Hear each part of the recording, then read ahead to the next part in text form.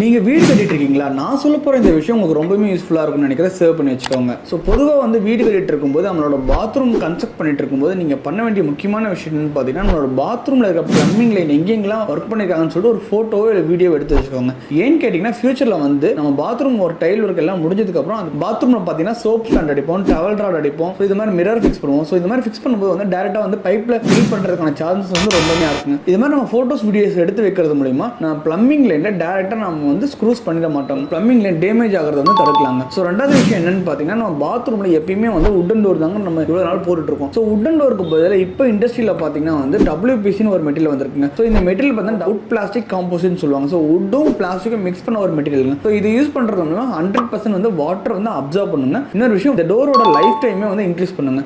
So மூணாவது விஷயம் என்னன்னு பார்த்தீங்கன்னா, ரொம்பவே முக்கியமான விஷயங்க, நம்ம பாத்ரூமில் நீர் கசிக்கிறது நிறைய வீட்டில் பார்த்துருப்பாங்க. ஸோ அதை தடுக்கிறதுக்கு என்ன பண்ணலான்னு பார்த்தீங்கன்னா, நம்ம பாத்ரூம் ஒர்க் போயிட்டு இருக்கும்போதே, டைல்ஸ் ஒர்க் போயிட்டு இருக்கும்போது இன் பிட்வீன்ல ஸ்பேசர் யூஸ் பண்ணி எபாக்சி ரோட்டிங் ஃபிக்ஸ் பண்ணுறது மூலமா உங்கள் பாத்ரூமில் இருக்க வாட்டர் லீக்கேஜை வந்து 100% வந்து நீங்கள் தடுத்து நிறுத்தலாங்க.